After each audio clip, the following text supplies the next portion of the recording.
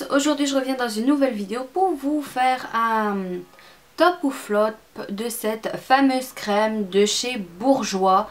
Donc la CC Crème 1, 2, 3 Perfect. Donc mon avis sur cette crème. Alors déjà l'application elle est super facile. La crème elle est non grasse. Bien sûr, moi personnellement je mets pas de crème hydratante avant de la mettre parce que c'est déjà une CC crème, c'est déjà une crème hydratante à elle toute seule. Donc moi qui ai la peau plutôt mixte à grasse, ça le fait pas du tout quand je mets les deux quoi. J'ai les pores qui se dilatent, enfin c'est la grosse cata. L'application elle est super facile, là je l'ai appliquée au doigt exprès pour voir vraiment les résultats en elle-même. Elle ne laisse pas de traces, elle donne un effet très naturel à la peau. Là on dirait que je suis super blanche mais c'est simplement parce qu'il fait gris dehors et que ma fenêtre est devant, du coup ça donne pas un teint extra. Elle couvre, oui elle couvre, mais j'ai pas mis de correcteur exprès parce que là j'ai une petite rougeur, là j'ai une petite rougeur, là et là. C'est pas non plus la grosse cata quoi, je veux dire c'est pas non plus voilà. Mais bon, en même temps c'est pas un fond de teint, c'est une crème teintée. Donc faut pas non plus attendre à une couvrance parfaite ou alors il faut mettre plusieurs couches. Mais j'estime que maintenant qu'on arrive dans les beaux jours, mettre des fonds de teint, moi personnellement je peux pas. Donc le fait rien que de mettre ça c'est largement suffisant. Elle a 3 pigments différents, un anti-fatigue, un anti-rougeur et un anti-tache. Donc un anti-fatigue, quand je me regarde j'ai quand même un bon teint quoi. Bon là apparemment quand je me regarde dans le retour écran c'est pas terrible. Mais là bon, après j'ai mis un petit peu de contouring et du blush, c'est tout ce que j'ai fait. Mais au niveau de ça, ça va quoi, j'ai envie de dire. Au niveau de j'ai rien mis, j'ai pas mis d'anti-teint ni quoi que ce soit. J'ai envie de dire ça va quoi, d'habitude c'est 10 fois pire. Là je trouve que c'est plutôt correct. Anti-rougeur, c'est ce que je disais tout à l'heure, quand on regarde bien, j'ai des petites rougeurs légères. Mais bon, je veux dire, c'est pas quelque chose qui va m'empêcher de sortir, quoi. Ça va. Et anti-tache. Alors, j'ai des petites taches là. On le voit pas forcément. Là. Là, vraiment d'extrêmement près, on va les voir.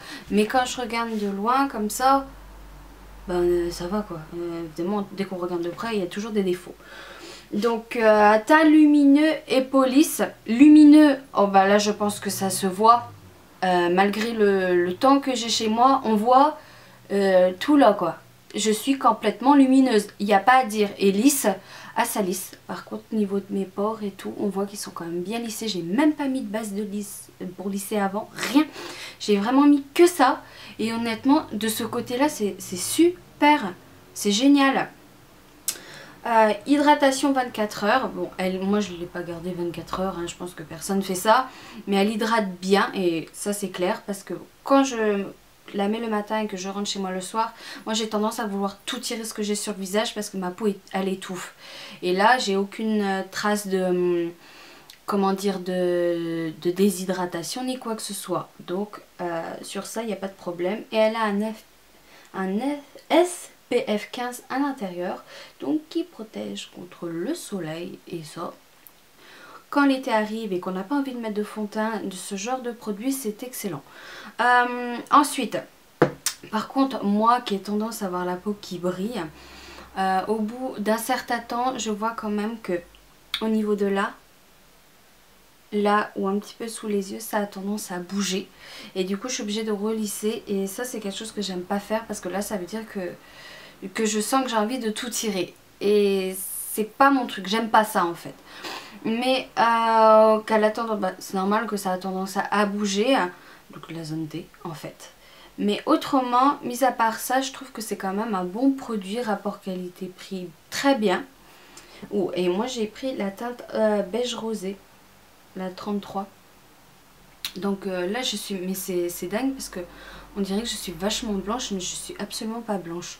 Donc ouais, je vous mettrai des photos pour vraiment que vous voyez que je ne suis pas complètement en teint blafard.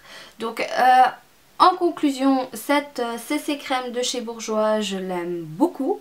Elle va beaucoup me servir, je pense, cet été. C'est même pas je pense, je suis sûre.